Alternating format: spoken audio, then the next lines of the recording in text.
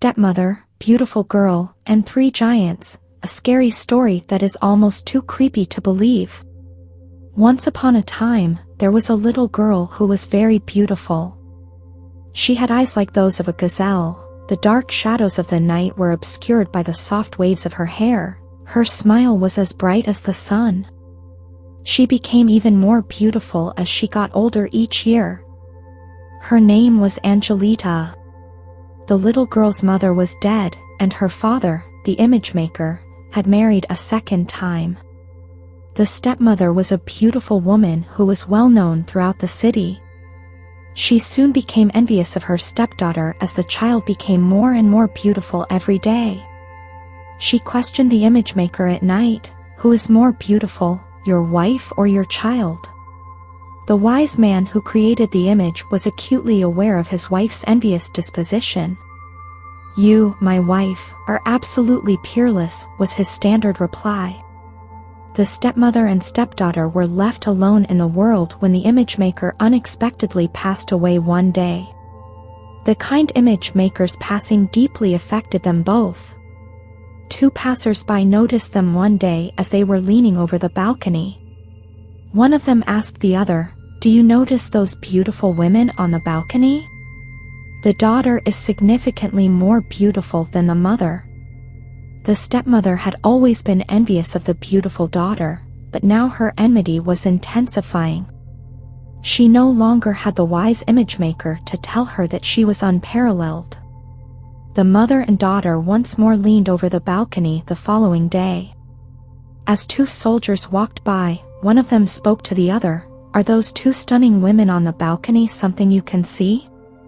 The daughter is significantly more beautiful than the mother." The stepmother erupted violently. As she had long feared, she now understood that it was accurate. The girl's beauty was greater than her own. Her envy was uncontrollable. She brutally grabbed her stepdaughter and locked her up in a small attic room. There was only one tiny window high in the wall in the tiny attic room. Angelita climbed up to open the window, which was shut, to get some fresh air. The next afternoon she dug a foothold in the wall where she could stand and look out the window, because she was getting tired of being in the small room. When 2 nights came by, her stepmother was alone leaning over the balcony. "Do you notice the beautiful woman on the balcony?" one of them asked the other. The other replied, "Yes. She is a beautiful woman, but the little maid who is imprisoned in the attic is far more beautiful than her." The stepmother became desperate. She instructed her old servant to carry the girl into the jungle and kill her. She advised, "Be sure to bring back the tip of Angelita's tongue so that I can verify that you have complied with my instruction." Angelita was thrilled to be taken out of the small attic room and taken for a stroll with the slave. They crossed the city streets and entered the open countryside. They arrived in the dense jungle quickly. "Where do we want to go?" Surprised, the girl questioned. The elderly Negro, EellsJanuary, responded, "We are taking a walk for our health." The path soon became completely overgrown because they had traveled so far into the jungle. The dense foliage was inaccessible to light. Angelita became anxious. She stomped her tiny foot on the ground and said, "I won't take another step if you don't tell me where you are taking me." The slave broke down into tears and told Angelita all that her stepmother had commanded. "I could not hurt one hair of your lovely head, much less cut off the tip of your little tongue, EellsJanuary," sobbed the old man. Angelita thought as she stood still. She said to the elderly man, "Go back to my stepmother. You will see a lot of dogs on the way. Cut off the tip of a little dog's tongue and carry it home to my stepmother." The slave did exactly this. The stepmother believed him and thought he had killed her stepdaughter on her orders. Angelita continued to meander through the jungle in the interim. Her path was swiftly cleared by the large snakes. She didn't have to feel alone because the parrots and monkeys talking to each other. She continued to wander until she finally arrived at a massive palace. The front door was completely unlocked. She moved from room to room, but the entire palace was empty. In the entire palace, there was not a single neat and orderly room. Angelita said, "I can make these lovely rooms neat and clean. They absolutely require assistance." She immediately grabbed a broom and got to work. Soon, the entire palace was back in order. Everything was clean and bright. Angelita heard a loud noise just as she was about to finish her work. She saw 3 enormous giants entering the house when she looked out the door. She had no idea that giants could grow to such size. She ran under a chair as quickly as she could because she was scared to death. The giants were amazed to find everything in such perfect order when they entered the house. The biggest giant said, "This place looks different from what we left." The middle-sized giant exclaimed, "What filthy, disorganized giants we have been, living here all by ourselves. Now that I see what our house looks like when it is clean, I just know it. How could a fairy do all this work while we were away?" The smallest giant said, who was not little at all, but almost as big as his enormous brothers. The question was brought up by the 3 giants. They were baffled as to how the house could have been kept so neat. Angelita decided to dare to come out from under the chair and let them see who had done the work for them because their voices were so kind, despite being so loud and heavy. She emerged from her hiding place quickly. "What beautiful fairy is this?" questioned the largest giant, smiling at her. He believed that she was a real fairy. The middle-sized giant exclaimed, "This is the most beautiful fairy I've ever seen in my life. How did such a beautiful fairy stumble upon our filthy, disorganized palace?" asked the littlest giant, who was not little at all. Angelita related her story to the 3 giants. They were completely captivated by her lovely demeanor and beauty. The largest, middle-sized, and smallest giants all spoke at once. "Please live with us always here in our palace in the jungle and be our little sister." Together, their 3 big, deep voices made a sound like thunder. After that, Angelita and the 3 giants shared a home in the palace. She would sweep the palace with the broom each day when they went out to hunt. They loved her with all their enormous hearts and referred to her as their little sister. All was well until a tiny bird appeared and informed Angelita's stepmother that she was alive and residing with the 3 giants deep within the jungle. The stepmother was so enraged when she heard about it that she believed she would never be happy as long as Angelita was in the world. As soon as she found her shawl, she consulted a wicked witch. Slippers laced with poison were given to the stepmother by the wicked witch. The wicked witch stated, "These will cause the immediate death of any person who puts them on."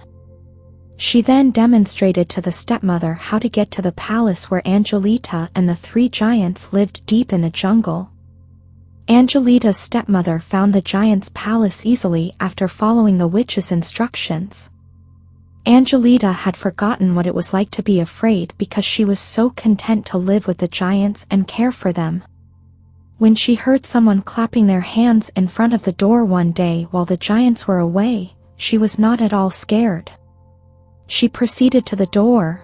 She also invited her stepmother into the house, despite her great surprise at seeing her.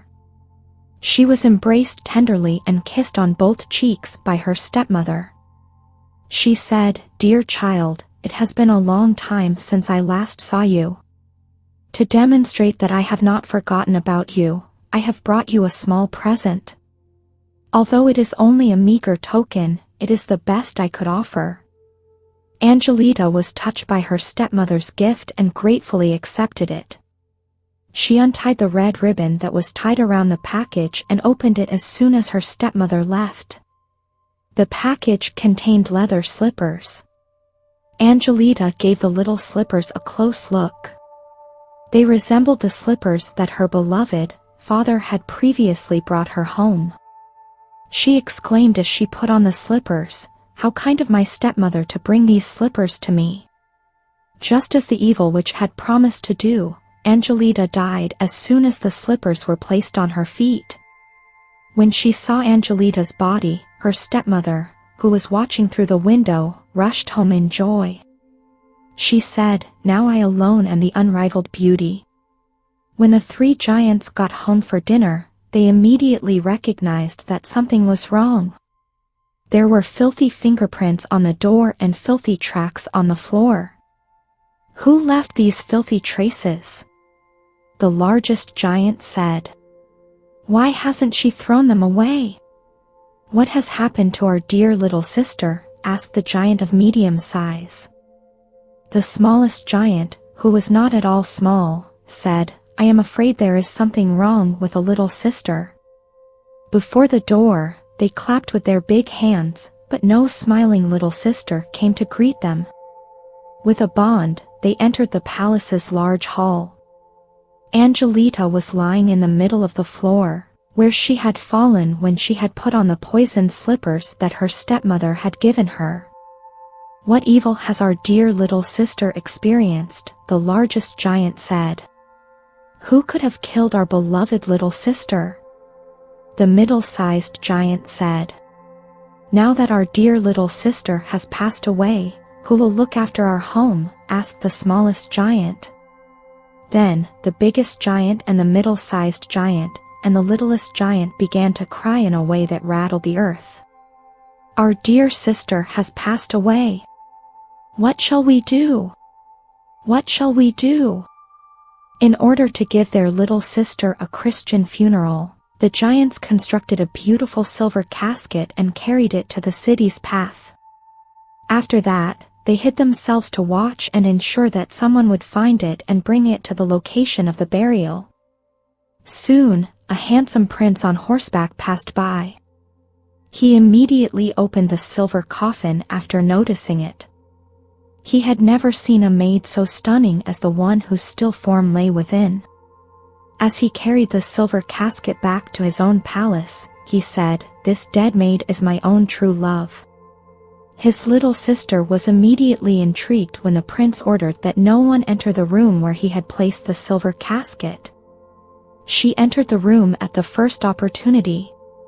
When she opened the casket, she was taken aback to see the pretty, quiet maid.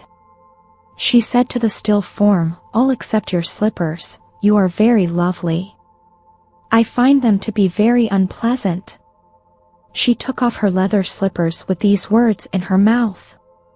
Angelita asked for a glass of water after opening her beautiful eyes and letting out a deep sigh.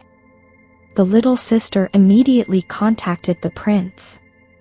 He could hardly believe his good fortune when he discovered that Angelita was actually alive. He requested an immediate celebration of the wedding night. Angelita begged that she could return to the deep jungle and invite the three giants to the wedding. The wedding feast was attended by the largest, middle-sized, and smallest giants. After that, they paid their younger sister frequent visits at her new residence, and when she had her own children, it was the funniest thing ever to watch the biggest giant kneel over the tiny babies.